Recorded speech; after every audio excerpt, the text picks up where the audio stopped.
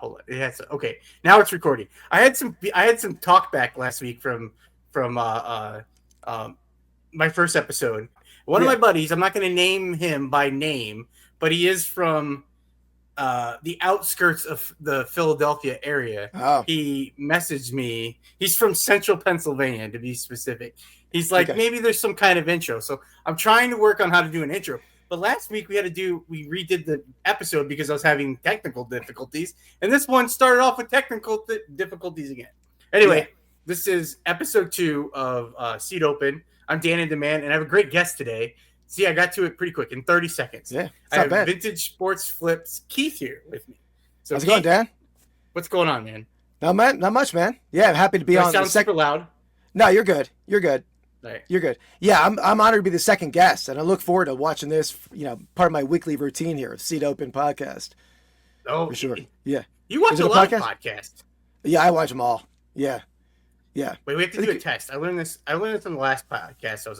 I learned this on Reseller Leftovers. It feels weird to say last podcast I was on or Leftovers, but I'm going to say a number and then you tell me, just repeat it as fast as you can. Because I feel like there's a delay here too. Okay, yeah. So no, I'm going to say 1. 1. That's as fast as you heard it? I'm going to do it again. 1. 1. That's not too bad, is it? No, it sounded okay to me. Okay. Yeah. Yeah, I remember better now.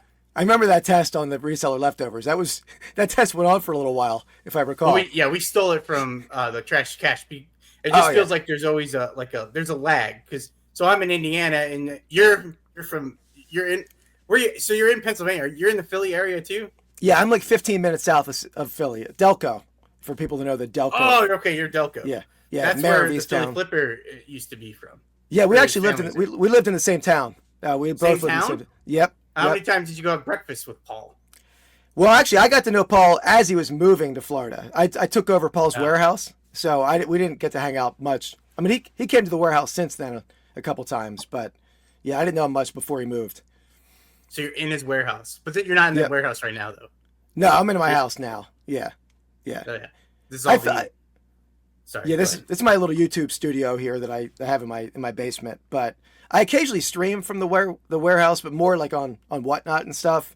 It doesn't have internet connection, so I couldn't do like a podcast there or anything. Oh, okay. Yeah.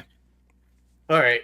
Well, let's see. Oh, so I started doing an introduction. This is brand new to me. Okay, so we have to.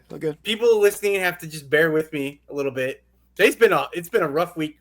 We were supposed to record last week. It was a rough week for you. I was hoping we were going to record last week because I wanted to talk to you before the NFC Championship game because if you haven't met Keith, I'm going to put all his channel and you have a couple channels. You have Vintage Sports Flips and then you have pastime podcast that you do with Andy. Did I say that right?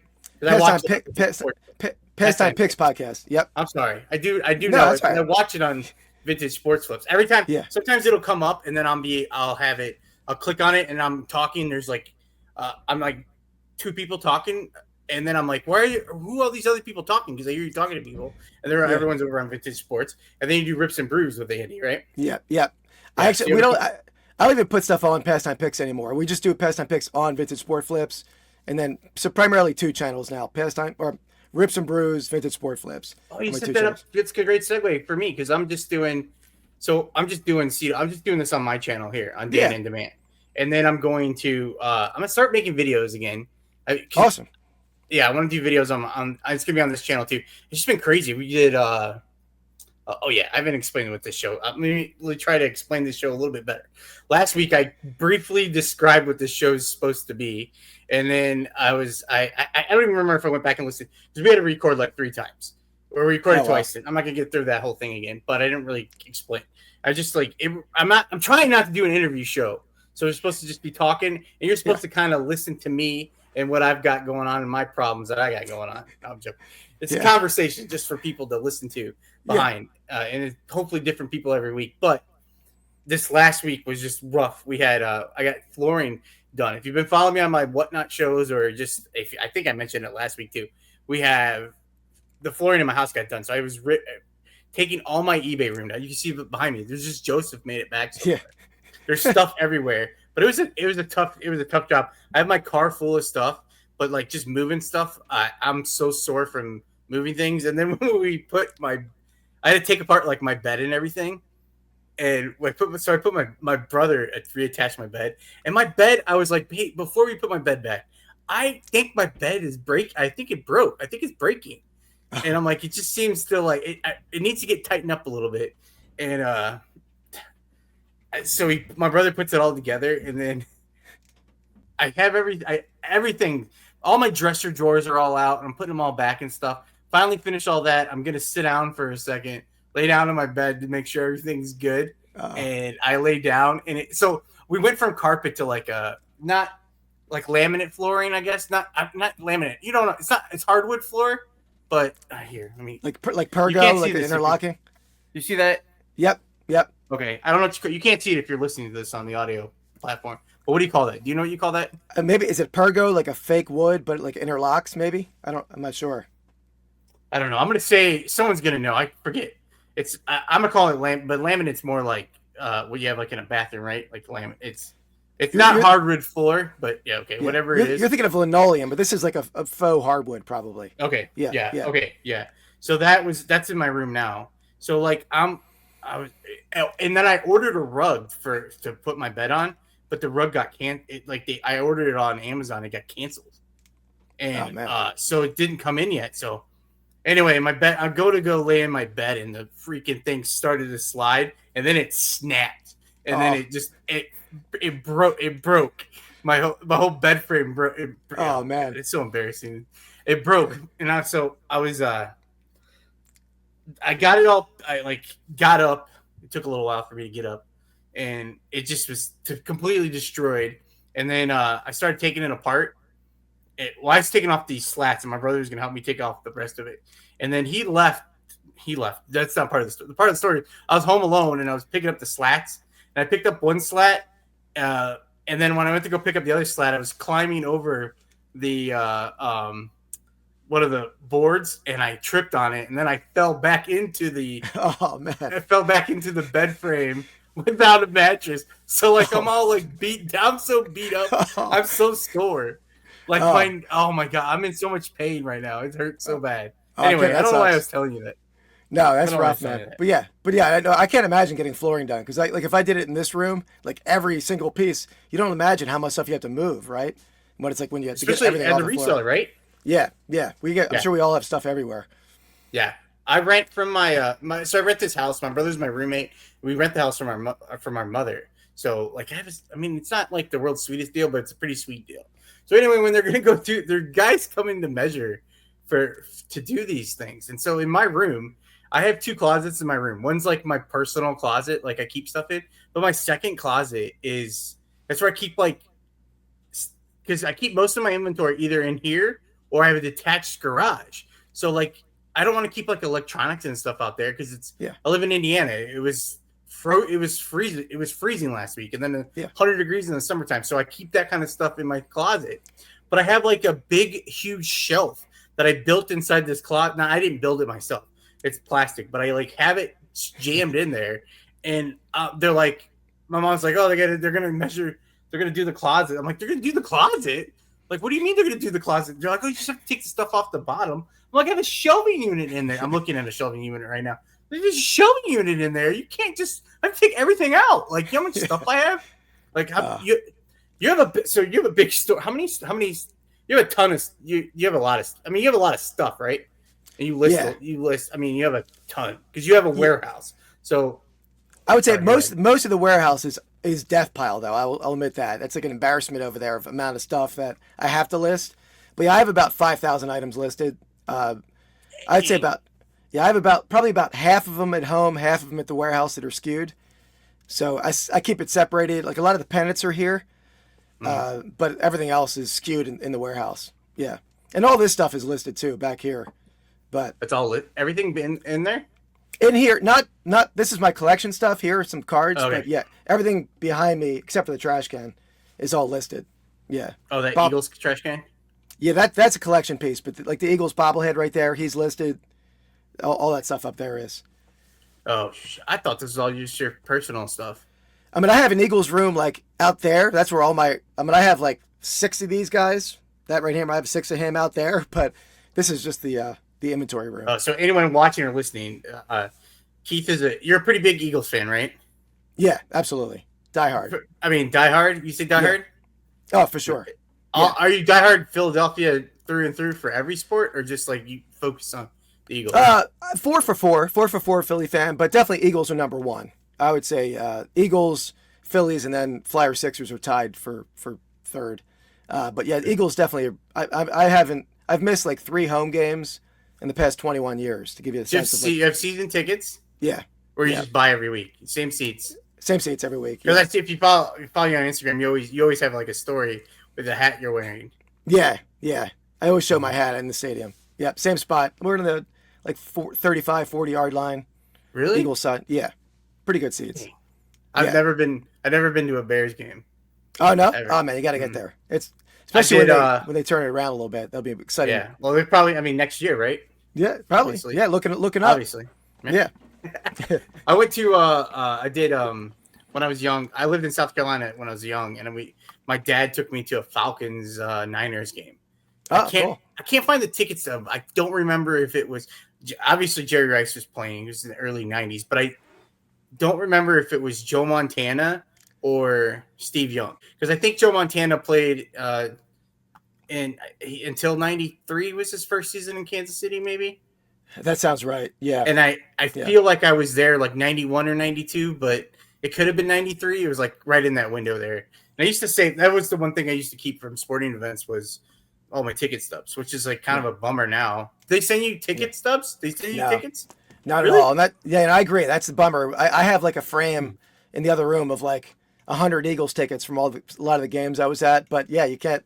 It's a dying art, right? Ticket stubs. It's a shame. Yeah. You sell a lot of those, right? I do. I collect them too, personally, Eagles ones, but I sell a ton of sports ticket stubs. Yeah. You collect just you like buy ones from certain games, or like you'll buy, or you collect like the games you've been to? No, buy ones, vintage ones. I'd really try to get like every ticket to every Eagles game ever. Really, I mean and same with programs, like tickets from 1933, the Steagles year, 1943. So earlier stuff I collect. Okay. Oh man. Yeah. All right. So if you haven't followed Keith knows everything about sports, like vintage. Is that what you focus on most? I mean, your name's Vintage Sports Flips. Is that all you? Yeah, yeah. So we have to. This part has to be part of. I don't know how. I'm gonna try my best to. We can just chit chat. I want to be conversations where people are working, but like I'm very curious. I've been dying to like. I did your. You do it on the Pastimes Picks is like where they do a ranking show, and once in a while I have a guest on. I was on as a guest, but I've never talked to you like. I'm counting this face to face. Never. Like, I've always been dying to know like how do you got into like vintage sports, and that's what you mainly sell. You focus mainly on that. Like if you go to a thrift store. I don't really thrift much. I've been occasionally, but yeah, just because I don't find vintage sports stuff there much, right? I mean, so that's like what you're looking, because I watch some of your videos, and you have at the flea market most of the time. Is that where you usually source? Yeah, absolutely. Yeah. And then it's like all like if you went to, I mean, if you go to garage sales. I do, but I would say it's those are few and far between where you find vintage stuff too. So I mean, I still go, but yeah. Like if you see a pair of Hokas, you don't mess with those. You don't even look at them. No, I bought like how much for the Hokas? Yeah. You don't. No, I bought one pair of shoes last year. They were new in the box. I forget what brand they were. They did sell, but it's not my. I don't know. I like to stay in my lane because I have so much inventory that when I go picking, I want it to be something that is like what I'm interested in. All right. Yeah. Well then, okay. Back to my I drifted you out. Like, so how did you get into vintage sports stuff? Like that's what you wanted to mess with. Yeah. So I collected as a kid first. I did collect cards as a kid, even some vintage cards. I had like a Ty Cobb card. So I collected vintage stuff back then. But when I was in vet school, I'm a veterinarian, so I don't talk about that a ton on my channel. But I remember I was in vet school, cutting class in vet school you can't tell your oh my gosh. You got to go to the computer lab with my buddy. We're searching eBay, right? I didn't even know eBay was a thing, so we're on eBay, me and my buddy in vet school, we start to go to auctions, and I would buy like lots of stuff, maybe like a lot of bobbleheads, keep an Eagles bobblehead for myself, and then sell the rest to help build my collection. And that's how I got into like reselling, more to help buy my own stuff and pay for my collection. But as I started doing that, that's how I really got started going to auctions. I mean, probably 4 or 5 auctions a week, and you sit there for hours. 4 or 5 a week? Yeah, there's a lot in the city. Did you just go on days that you had vet class? Well, some of this was after vet school, but yeah, I did. But yeah, I did go some during the week if there were nights, if there were at night auctions, which a lot of them are at night, at least in my area. And I would sit there and you learn about stuff while you're sitting there at the auction, right? Even if you can't afford to buy, you sit there, you see what the stuff is bringing. You know, the next time you go, you know what to look for.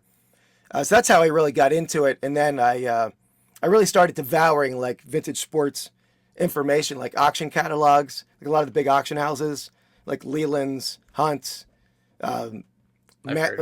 Master which was in Chicago. They're not around anymore. Never heard of them. Yeah, Golden's one now. But I would just read those catalogs, and I learned all about early equipment and taught myself a lot about that stuff.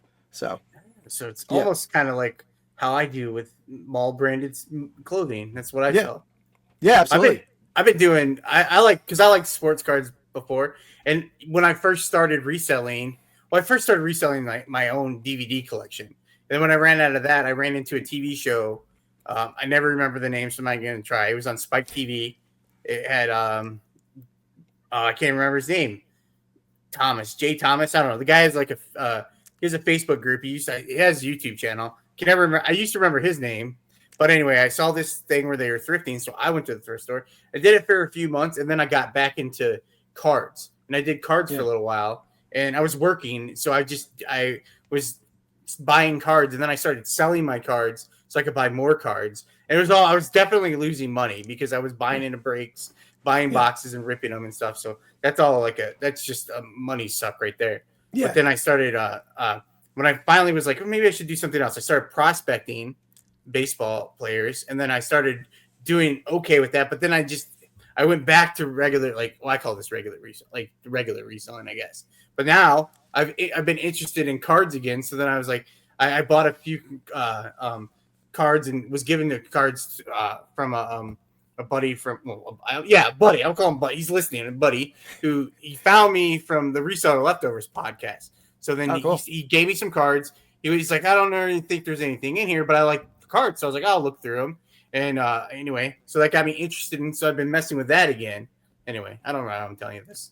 No, that's fun. I've been doing the same. I mean, it's fun doing like the live stream card sales, right? They're fun. They're entertaining, especially over where you're doing the Dibdit shows. The co-hosting thing is awesome. I love that over there. The conversations. Yeah. So yeah. And I never did cards. I was 20 years. Yeah. I would go to a flea. I never did. I would only do like tobacco era cards, like Ty Cobb stuff and 19th century cards. If I would go to a flea market 5 years ago, I wouldn't even stop at a card booth. But then I ran out of Eagle stuff to collect. So I started delving into these are all signed Chuck McNair cards. And so I started collecting cards a little bit. Okay, I think we're back. I had to pause it. Is it recording? Yeah, it looks like we're good. Why is it not moving now? Hopefully this comes out. If not, we're going to have to redo this. Yeah. So hopefully you remember exactly what you're saying. Yeah. So, all right. So I was saying, back 5 years ago, I would never buy cards, but I got more into collecting cards. And then I had a card video on my channel. I hit a yard sale and a nice little 86 Fleer score. And that video took off. And I had such an influx of subscribers. And I was already starting to look for cards a little bit for myself. So I've started to delve more into cards. So I figured all these people who came from a card video aren't going to want to just watch me buy pennants all day, right? So try to diversify a little bit. If they want to watch pennants, you got to go to the King of Pennants, right? Yeah, exactly. That's your buddy Andy. Yep, that's who I do my podcast with. I gave him that name. And I will say this, when we bought this big collection of pennants together, that's why we gave him that name, because we bought 30,000 pennants together from a private buy that I made. And I'm like, we need to get you an eBay name. 30,000. We still have thousands. I'm like, we need to give you an eBay name, King of Pennants. I gave him the name, and he spelled pennants wrong on his eBay name. Every time I want to call him the King of Pennants to troll you, Yeah. in your chat. I always misspell pennants, and I have to try to autocorrect. I try to figure it out because Yeah. I don't know how to spell pennants. Yeah. He didn't either, but now he corrected it. It took a little. He couldn't change it right It would be away. funny if he spelled it wrong, King of Yeah. Pennants, and he spelled it wrong. That would be Yeah. funny. It would have been. Yeah. 30,000 pennants. Oh yeah. There's probably like 40 like these giant flat cardboard totes of pennants that a lot of them left. They're like travel pennants, like cities, like Native American graphics on them. They're cool stuff and they sell, but we'll be selling for a long time still. Are you on a mission to list them pretty quickly, or is it like you strategically going through them because you don't want to oversaturate? No, I'm not worried about oversaturating because a lot of times I thought like the pennants we sell, it's like for example, one sold today from a cavern in Kentucky, like some sort of cave, and like almost every pennant that sells is going to that city, like that city in Kentucky that people want it for their. So it's not like I'm not worried about oversaturating. I was asking because I was setting myself up there to be like, well, why don't you just put some of those on shopcommons.com on district? Yeah, I did sell them on Dibdit. I was selling pennants yesterday on Dibdit. I saw you at a show, yes. Yeah, but we haven't bulked them out. And I've had a couple people want to do that early on, but I mean, we were into them under $1 a piece, and we probably average 15 to 20 a piece in sales. Some we sold for like $600. So it's like, we've already in the profit. We'll just slow play it, keep rolling them out, and 10 years from now we'll still have some. So yeah, how long do you think it's going to take you to go through 30,000 pennants? I mean, I would say another 5 years at least. Mainly because I have a lot of other stuff still to list. Like how many pennants did you sell? Do you know how many? Do you keep track of how many you sold last year? Not really. No. I mean, I'm sure I could go through. I didn't start my taxes yet. When I start my taxes, I can delve more into the numbers. But I would say probably 1,000. Not all from that buy. Okay. From other buys too. Yeah. So so I don't have like how do you have? So you have 30,000 pennants. How do you go out sourcing when you know you got all that stuff at home to list? I mean, that's like my wife talking to me, Dan. I mean, she's like, I'm going to go to the flea market. I get a package in the mail. Why the hell are you buying more pennants? I'm like, I mean, you can't make Yeah. It's not going to be a fun YouTube watching me like walk around a crowded warehouse, like pulling stuff I already own, right? People want the interaction at a flea market. So. Oh, yeah. Yeah. Yeah. So that's mainly. Okay. So you do it for the content. Yeah. You do it for content. I do. And it's an addiction anyway. It's a treasure hunt, right? And you have a warehouse. Yeah. Yeah. Yeah. That's pretty cool. Yeah, I guess but you're out looking usually for yourself. How much stuff when you're out looking? How much stuff is that stuff you want to keep that for your collection? I would say not too often, to be honest. I mean, because I don't need a lot of the Eagles memorabilia that's out there. I already own. I'll keep some vintage clothing when I find it. But I would say it's rare that I find a piece of memorabilia I don't have. So it's really? Not much. Yeah. Also, when I see you list, because on your Instagram stories you'll show like I listed 10 items today, and I'll see some Eagle stuff in there. I'm like, oh, it's just scrappy seconds. He doesn't want that. That's a duplicate. So that's stuff that you might already have. Yeah, duplicate. Okay. Like everything behind me, I have like that bobblehead. I have like 6 of them, and I have that megaphone over there.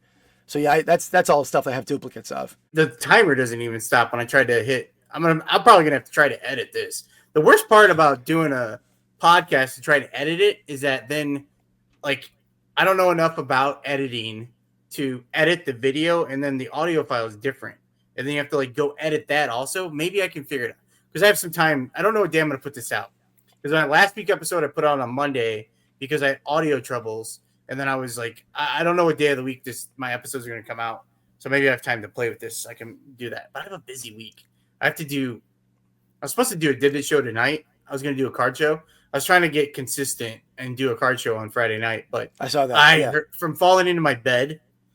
I hurt so bad that I was like, and I'm not ready. None of my stuff, I'm looking over at my setup. It's half ready, but I got to plug stuff in. I'm sorting my cards. I can't find my top loaders. Last week I spent $400 on cards. Hopefully I'm back now. I went back to the old Mac. I got a new computer that I switched to when we first started, and it like just crashed on me, I guess. And I'm not even on my Wi-Fi. I'm hard connected into my internet connection, so it should. I haven't had issues in a while. It must be mine because I've never I had a few issues. Uh, once in a while I'll have an issue, but the last 2 weeks it's been an issue. Before the last few episodes, it might have been longer than that. When I was doing leftovers, I used to complain that my camera felt like I was slow motion all the time. Huh. And I was like, when I was watching, I'm like, why does this feel like slow motion? So I don't know, but I guess we're gonna have to. I'll figure it out. I'm not a good editor. Are you a good editor? Not bad. I'm getting better. That's bragging, man. Damn, if you edit it in a whole format, can you probably rip all the audio from it after the fact? That's what I'm thinking. Yeah, I did that. I did it like a few times with just there were some errors in there when we first or second episode that we do you use iMovie? Yeah, that's what I use. Yeah. So you can edit it and then you can upload or download the regular file and then just the audio file too. Okay, good because if we're doing this, we're recording on Friday, and then it gives me some time to look at it since there's no football this weekend either. Yeah, it's a week off. Yep. Yeah. The Royal Rumble. Do you watch wrestling? No, I did as a kid. I haven't watched wrestling in a long time. Oh yeah, me neither. I'm gonna watch Royal Rumble though. I watch I watch Royal Rumble. Watch like the old school. They used to have like a pay-per-view like 4 times a year every quarter. There's like Royal Rumble, and then there's the World WrestleMania. I was gonna say WrestleMania. There's Survivor Series, and I don't know what the fourth one is. Is a Royal Rumble like the cage match they had back in the day? Royal Rumble is there's 30 participants, and they come down like every 3 minutes. And That's then cool.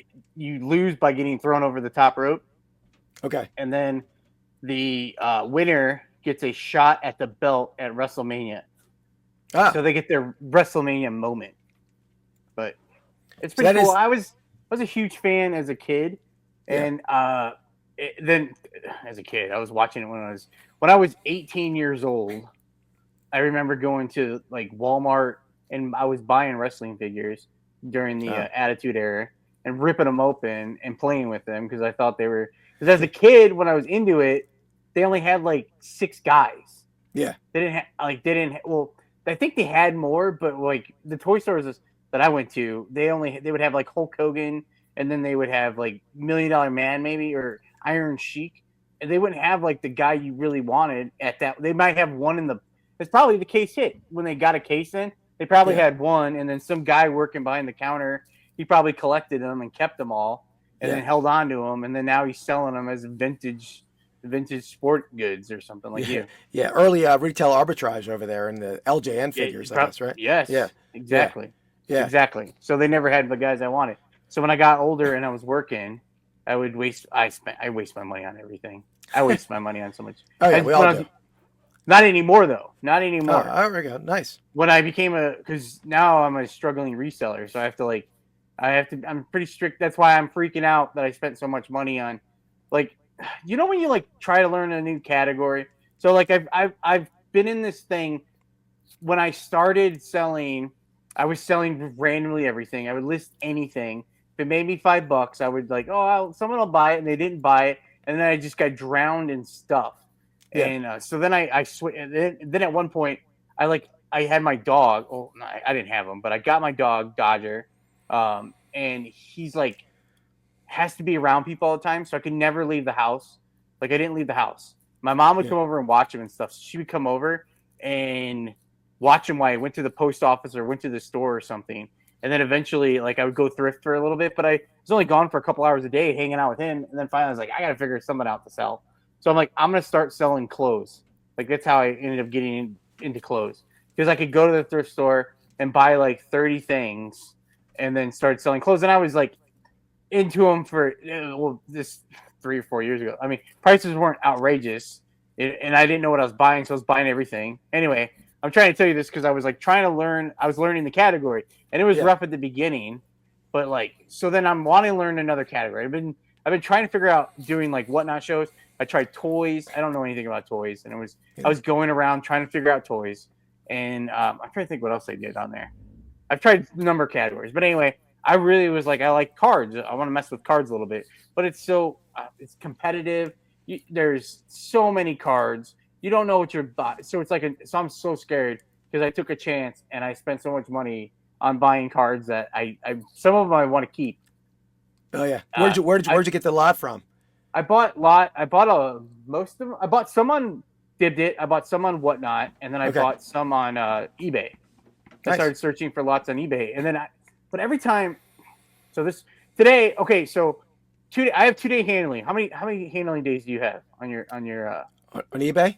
Yeah, I think three maybe. And do you take 3 days? Usually not. No, it's rare that I'm on the last day. Yeah. Okay, so like, because I do 2 day handling only because then I ship daily and I ship Saturday too. Like I ship 6 days a week. Oh really? I always say that, and people are always like proud of me when I say that I. Well, I don't ship 6 days a week, but I definitely ship Saturday because I work all day Monday, so I like ship Tuesday, Thursday, Saturday. Yeah. You have a normal person job. Yeah. I don't know how to say it. You have a regular job. Yeah. For now, I do. You're not a real reseller. I know. But I put full-time hours in, Dan. I do. No, I don't. No. It's just it's a thing you hear all the time. I would imagine so if people when you do your pastime picks, you'll show sales. It's fun. I like it. They have a category they pick, and they alternate between sports and non-sports ranking show, and in between picks with you and Andy, you'll do sales of the week and different what you picked up. So you learn. Like I learned a ton. I'm not going to remember. If you quiz me right now, I probably won't know anything. But like I'll know enough that I would look something up if I saw it around. Yeah, subconsciously it's there, I think. Yes. Because I know one of the first ones you were talking about, you guys either sold or showed. It was like those old vintage gloves with the box. Yep. And since then, it's come up 1 or 2 times where you've sold them, and I was trying to you'll play games or you guess, and so I've tried to win the. I'm like, oh, I know this, but I can't look it up because we're playing a game, so I can't look it up. So I have to just. Yeah. But if I was in the real world, I mean, I think it's crazy. Like if I glove is a bad example, but some of the stuff you show, I would sometimes I might not I don't want to mess with that. That looks like a piece of junk, but it's worth $800. So yeah. Your stuff that you sell, as a part-time reseller or whatever you want to call yourself, you probably make more money than I do. That's all. That's what I was telling you. I got you. Yeah. By the way, on that note, Dan, I don't know if you ever see the videos I put out with my wife. She guesses the prices. I put them on Instagram. Yeah. Today, a former Notre Dame alum liked one of Mrs. Flip's videos. Ricky Waters. Really? Liked one of the videos. Who is it? Ricky Waters. He went to Notre Dame. Ricky Waters? Yeah. He's an Eagle, right? Yeah. Ricky Waters? Yep. He went to Notre Dame? I'm pretty sure he went to Notre Dame. Oh, I mean, I just didn't know. I didn't remember. I know Ricky Waters as San Francisco and an Eagle. Yeah. He's that he could have very well. He might have. I'm sure he probably did. I mean, I'll double check. I can double check. Yeah, you can look it up if you want. No, I didn't realize he went to Notre Dame. I could be wrong on that. I could be wrong, but yeah, that was cool. Yeah, great Eagle, pretty entertaining Eagle running back. I don't know if you know, he was the famous. He didn't endear himself to Philly fans because after when his first game or second game, he alligator armed a pass over the middle, short armed it, didn't catch it, and after the game, why didn't you go all out for that pass? He's like, for who? For what? So that's a big Ricky Waters quote in Philadelphia. For who? For what? Is it? Yeah. That's awesome. That's awesome. Man, yeah, I did I don't remember. I don't remember. And then he was a Seahawk also. I don't know, he might have played other places too, but I'm a big running back fan, a huge run. I love running backs. Oh yeah, me too.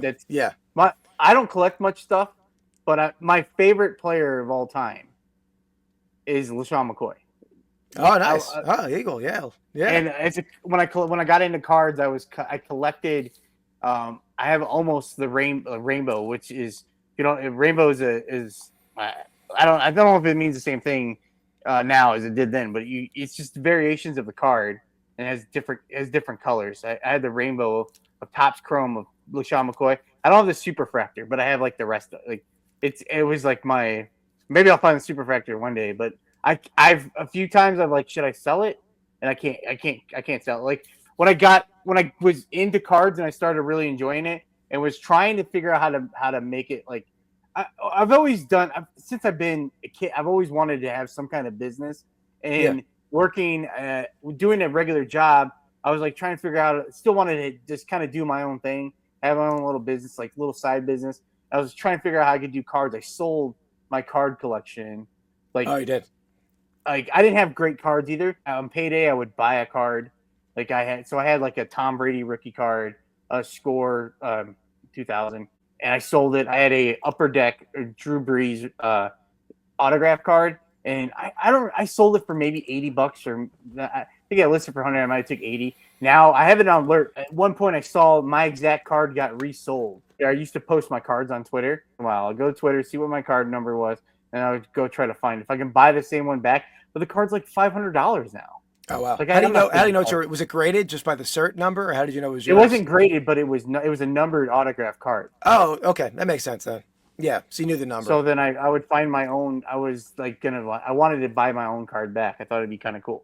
And I had like Arian Foster card, like all these cards. And the only one I couldn't sell is I have a to 75 LaShawn McCoy Upper Deck autograph card, and Very I have cool. the but I'm like I can't sell it. I can't do it. I can't list it.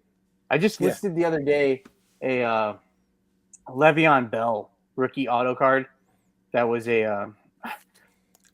was a redemption, and it took me. I think he was out of the league by the time I got it. Like it was, I think he was sitting out. Like I got it, and I bought it off of ComC. Do you know what ComC is? Yeah, it's like check out my cards. I bought it on there, and it was a redemption, so it had to be redeemed. Did I pause? I can hear you, but your screen's frozen a little bit. Now you're good. Now you're good. Okay, I'm good. No, I'm having my whole face like this the whole time. No. Yeah, I listed that card. I really don't want to sell it, so I think I can't even really comp it. There's one other one that has it listed. They have it listed for $44.99. I can't find a sales comp. It's an insert rookie card. It's really cool, and I got it. It took me forever to get it, and like at the time I got it, I bought it because I thought it was super cheap because it was a redemption. Yeah. And it was super cheap. He was like the best running back in the league at the time. So I was like, oh, this is easy. And then by the time I get it, he might have been sitting out or some like so. Then by the time I had to get it sent to me. By the time I got it, I've kept it, and I'm like, I gotta list it. If someone wants it, they want it. So yeah, he cost himself a lot of money by sitting out. That was one of them. Oh yeah, yeah, he killed his career. Yeah. Yes, yeah, absolutely. But that's cool though. I didn't know you're a LaShawn McCoy fan. It sounds like you're a down home Eagles fan a little bit. So you're rooting for him as an I've Eagle. enjoyed watching it. Like I'm not a huge I like the Eagles because I liked him. Like I was always attached to like rooting for them. That's why it's funny. Like because then when I first got on the internet, I met Joe the Philly Picker, and he's an Eagle fan. Seems like everyone that I'm like friends with is from like the Pennsylvania area. Yeah, yeah. But January House. Yeah. So I'm hoping they win next week, and I like Saquon Barkley now. I mean, not now, but I bought his. I sold his.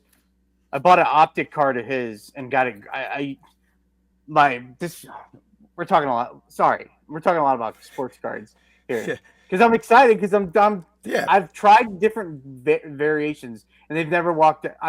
My head right now is I spent $400. I've never spent $400 on a lot of stuff.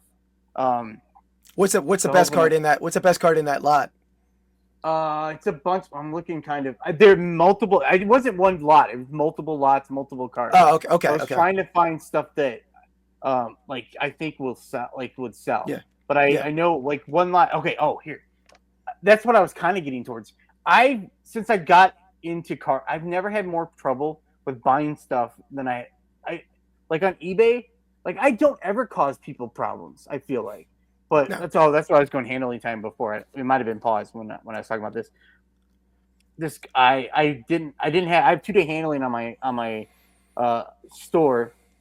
So someone bought something for me Wednesday night, and then it's Friday morning. I was having to put everything back together, and I had everything packed up. So I was putting everything, and the guy's messaging me today wanting to know if there's any update on when I'm going to ship his item. I'm like, man, come on, man.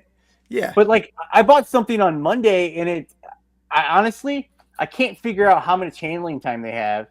But it's Friday. The guy still hasn't shipped it. I'm like, it's been 5 days, man. Yeah. So then I feel like a jerk if I ask him anything. So I don't ask anything. But I've had a number of problems, and then I open up a lot yesterday, and it's I haven't counted the cards, but I looked through them. It's supposed to be 450 cards in there. And it's a bunch of like parallels and some rookie cards, really low end stuff. Like really, but there were some cool cards in there, and I think the best card in that one was it's a Puka Nakua Prism Orange Laser. Maybe if I'm editing, I'm gonna put a picture of it here right now. And rookie card. And nice. I was comping it out, and there's people that sold for like 10, and I sold comps for 25. So I don't know. That's probably the best. It's just a quantity, I think. Kind of stuff you can move on dibbed it. Yeah, lot it up. But then there's there was a card that was a prism of some. I was listening to the No Bangers podcast. You listen to them? Yeah, absolutely. Yeah, I was curious. No bangers. No bangers. No, we can't. No bangers. But you can't. I was interested. They were talking about. I've heard, and then I think Carrie mentioned it in Trash Cash. Either way, Carrie and Rod had been talking about Bowman Chrome, how it's like their favorite, and I did not understand because it's college. I didn't understand, so I asked the question, and then I was talking to Rod, and he got me hooked on wanting college cards. So anyway, and this lot was a college, was an insert of a Ohio State quarterback, and when I get the lot, it's not in this lot, and there's like 3 other cards that aren't in this lot, so like the lots, it's very hard when some people aren't. You get 450 cards and they show you just a big mountain of cards, and you can just kind of see the top, and then you can't see what you're getting. So like you don't really know what you're getting, and it's an auction. So I bid, and I all in with tax and shipping. I paid there's $108. So it was I get it, and I felt like I did really well. Like it was really good, but it has the Puka, which I thought was like probably the best card, which is probably crazy to think that I did really good when the best card's like probably a $15 card. But I was more quantity. It's quantity, right? Yeah. I was super excited. There's some cards in there that are pretty cool that there's a couple of bears in there I'm going to keep, like a cool Jim McMahon card. I'm going to keep it, but like there's some quantity, but I'm missing like that. I'm missing a Bijan Robinson rookie card, which I already have some of those and they don't really sell. So I'm like, okay, whatever. I don't really, but I'm like this insert, it looks like I think it sells for around $12. That's the other thing. It's very hard to comp stuff because I think there might be the age demographics of cards is probably preteen to, like older people like myself and older that are. So there's kids who I remember as a kid or even as a new reseller, you just want to sell it. So if you just want to have that feel of selling something. So you might list something and then you just sell it for $2, $3. You don't care. You just want I made $2. So anyway, the comps are kind of heavy on there. So I didn't know what to do. So I messaged the guy and was like, hey, I didn't get these cards. Like, and then and he's like, well, let me go look. But the guy, like, penny sleeved every card. Like, every card's penny sleeved. So then everything. I was very happy. And then I just feel like maybe it slipped. It just seemed kind of odd. Like it wasn't like they weren't the greatest cards missing. Like maybe they slipped or something, but I feel stupid asking. And he 2 seconds, he's like, oh, I found them. And he's like, oh, we just were shoving cards in. And then I'm apologizing to the guy. I felt so stupid asking. No, but if you're showing him a photo, you should get it, right? I mean, if it's in the That's images. What he told me because I apologized. And then I bought another card from him. Oh, nice. So he can ship me. Well, he's like, I'll ship it to you tomorrow. Then I felt so bad that I found another card so he could just slip it in there and have to pay shipping to me again. Yeah, hopefully he sends it to me. Hopefully he sends it to me. You're supposed to yell at me, Keith. No. Well, I mean, you shouldn't apologize to the guy for asking for what you were supposed to get in the first place. But I get it. Nice guy. Yeah, it's crazy. I mean, how we deal with sellers and the amount of like troublesome buyers we get as resellers, like it's a disconnect, right? Like, it's crazy. Yeah, I was just, I didn't know what, but And then I bought like some patch relic. I'm looking at them because I just got them right before we started recording. That's why I thought it was almost gonna be late. I went out to get the mail, and then when I got done, I got a package because I bought another. This is like another 4-row box of cards because I bought so many cards I don't have any place to put them. So like because that's the other part. You got to be like, there's no. I'm disorganized. So like I keep on pulling. I have cards everywhere. Everywhere I look, I have little pockets that I just put cards in. I got packs of cards over here. I got cards everywhere too. It's like, I mean, that's the nature of it. But yeah, you're right. If you're selling on in a live stream, and do you have any Seahawks? You got to be a little organized. I got to do the same myself. Get my stuff in better order. Yeah, that's why. So I was supposed to have a show tonight. So I felt really bad. I feel really bad. I don't want to get. I don't want Kevin to yell at me. Hopefully he's not going to yell at me. No, I'm sure he won't. Rescheduling. Yeah. And then tomorrow I was like, I'll do it tomorrow. Royal Rumble's on tomorrow, so I'm going to do it in the afternoon, I think. You used to do the early morning shows over on Whatnot occasionally, right? Like 7 a.m. or 8 a.m.?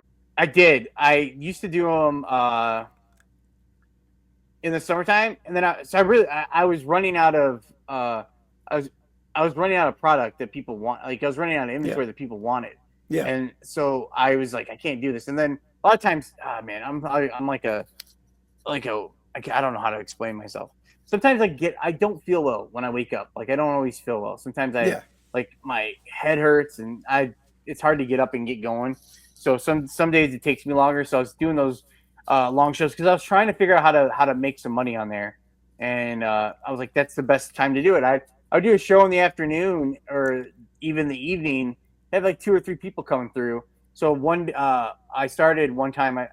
One day I did for couple weeks. I would just sit and I would every hour I had an alert on my phone. I'm going to go write down how many people are looking at singles, how many people are in rooms, because then they're searching around looking for stuff. Because that's what I was trying to figure out what to do on another category I was trying to what I could sell to another category I can get involved in, and it was because I just don't have it. I don't have enough stuff to focus on the garage sale category.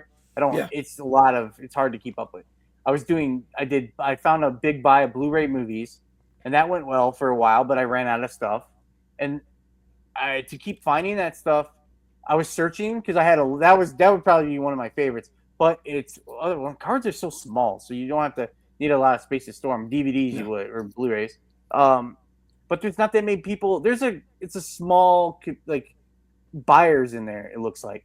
Yeah. And then the one reason I got into Whatnot is because I wanted to sell when I'm out thrifting. I would find a cool shirt, and that might cost $1 or $2. I'm like, yeah, someone would pay $5 or $6 for this on Whatnot today. Like if it's a cool T-shirt, like I thought that would be cool. But there's the men's category was awful. Was just never. There's no one there to buy anything. Yeah, it's very saturated, especially in the evening. It's hard to run a show unless you're part of a raid train. Like I do the Monday night raid train with Carrie and Rod picking and punching. For the card, yeah, that's a great one because you get 20 people in the room, which is rare if I would do it on a random night. But especially in the clothing category, like I did a bunch of Eagles hat shows recently, and they did really well because I'm just catering to the hot team, the soon to be Super Bowl champs. You should be doing. Do you have enough stuff to just sell Eagle stuff nonstop? I could, yeah. I did 3 different hat shows over the past 3 weeks. You really should do some more of those right now.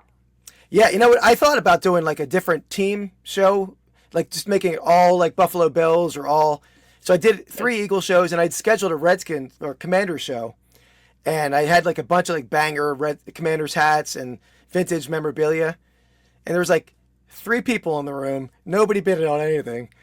But the Eagle shows are booming. So I thought maybe it would be, You're just taking a shot. Trying to take is that what that is? I wasn't. I really thought like, man, if anybody Commander fans they're gonna be buying, right? Like they haven't had a great team in years, and they're gonna be buying. They're coming up in the championship game, and nobody came in. So I should have asked Tim this over the years. He's a huge Commanders fan. How are they? Do the Commanders fans, do they want the old Redskins stuff? It's definitely selling for me on eBay. I sell on Etsy and eBay. I can't sell Redskins stuff on Etsy. I tried enough times. They'll suspend my account if I put Redskins Really? stuff accidentally. Yeah, because occasionally I'll list like a Broncos pennant that was against the Redskins in a Super Bowl, and I forget the Redskins were there in the pennant. Oh, So yeah, so I can't do it there. But eBay, it's been selling, not okay. as well as Eagles though, and Is that Bills. another shot? I don't know if that's a shot or if you're being It's serious. not it's not a shot, but there are some teams that are like some teams that are primo when they're doing well. I mean, Oh, the I thought you were gonna take another shot and tell no, me what teams don't sell. What no. teams don't sell? Historically, Cardinals and the Lions. They were Oh, the worst teams for vintage stuff, but that's changed with the Lions recently. Their stuff sells a little bit better now, but not the Cardinals. not the Cardinals. No, Are you talking like the Arizona Cardinals, the Phoenix Cardinals, or the Chicago Cardinals? Arizona. Well, no, St. Louis, Arizona. I would say St. Louis Cardinals. Chicago Okay. Cardinals. Chicago sells. Chicago Cardinals sells. But I didn't know that they were the Chicago Cardinals until I used to have DirecTV, and I had a remote. I wanted a remote, and I had a bear. So for the house, we had a Bears, and I had an Eagles, and then we had I got a Cardinals. So they're different ones for the different yeah, rooms. So right now we're in the eBay room, but this is the eBay room's been a game room. It's been I've had at one point I have a 3-bedroom house, and then one point I've lived with both my brothers have lived here, and then at different times we've had a third roommate when we were in our early 20s, when we were younger. So yeah, and then I had so I got a Cardinals one because I used to be a huge I like Kurt Warner and Anquan Bolden and like Larry Fitzgerald. So we used to watch. I would watch the Cardinals games at 3:25 or 4:20 the afternoon games. yeah. I watched McCoy run at noon, and then after that I would go watch I was going to say Kurt Warner. And Oh, so, I never even but think of like if you're in the Central Time that your game started at noon. That throws me off. Like one yeah, o'clock is football time for me.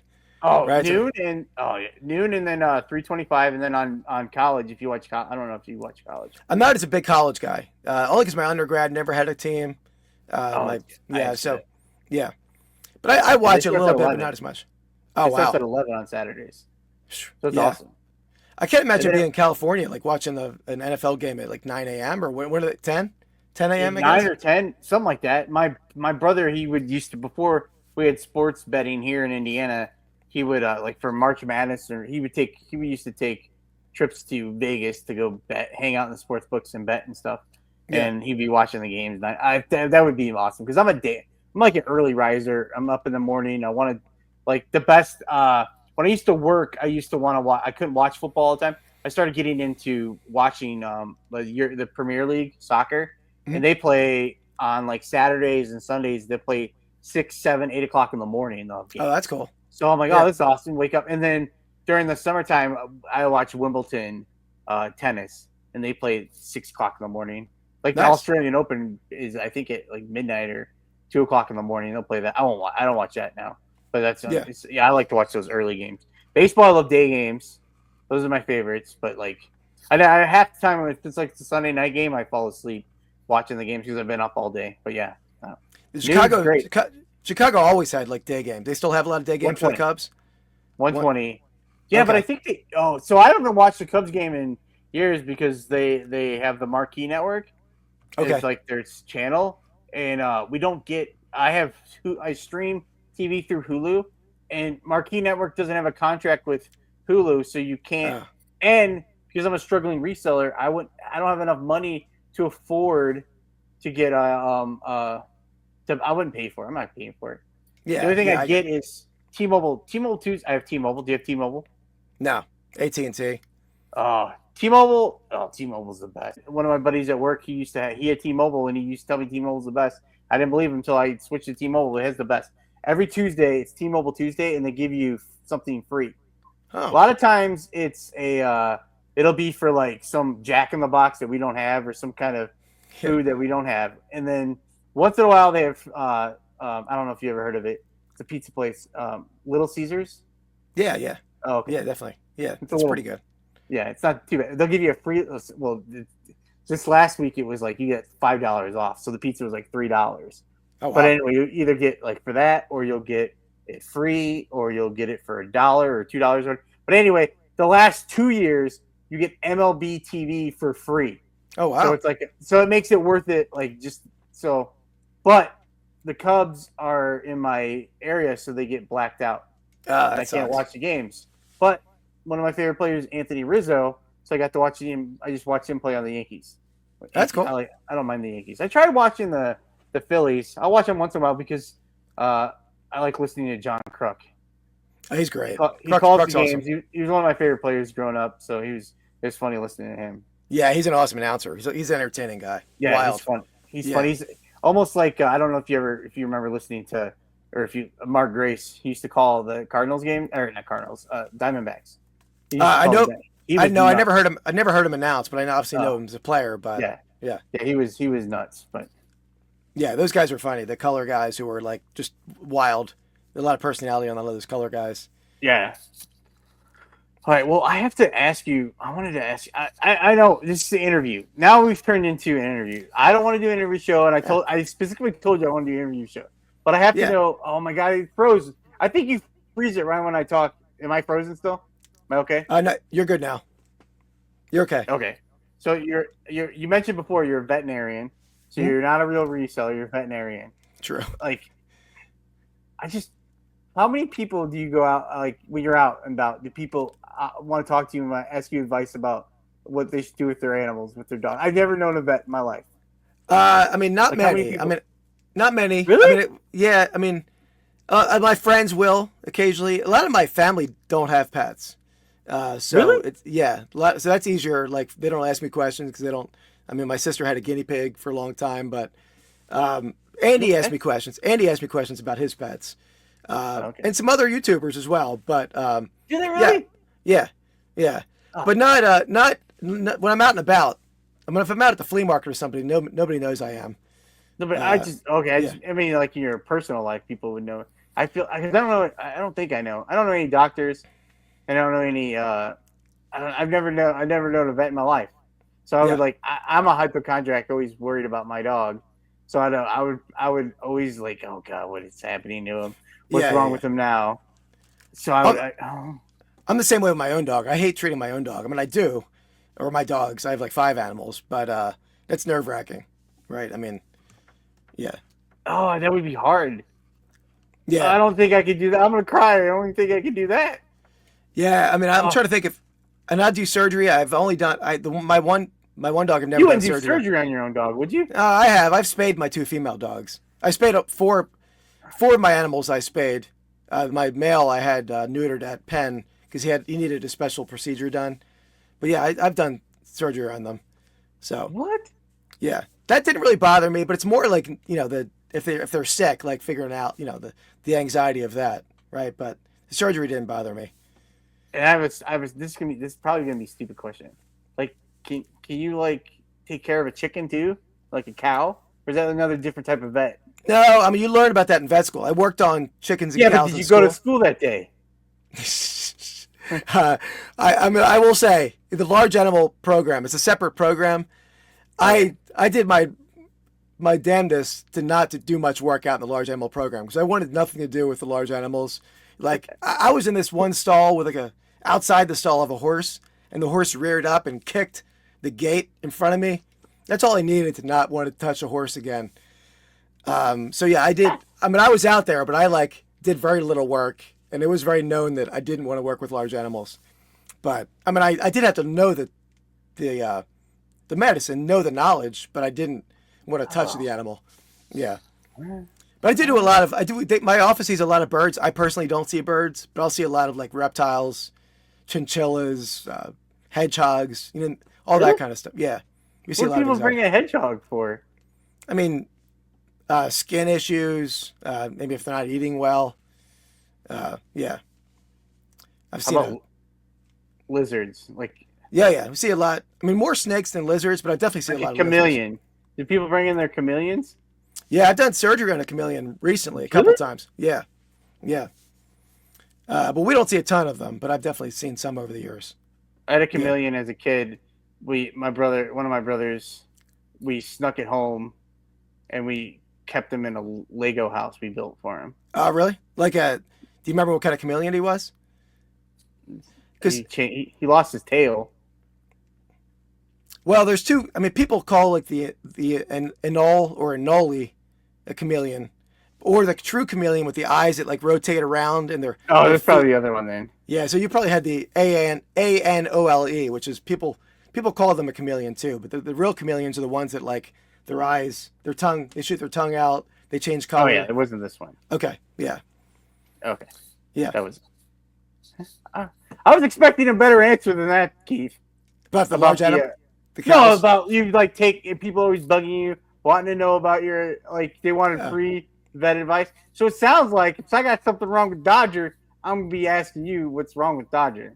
You can, yeah, you're welcome to. No, yeah. I wouldn't do that. No, yeah, no, but just I would say a lot of people in my day-to-day life don't know what I do, and I don't work near my house.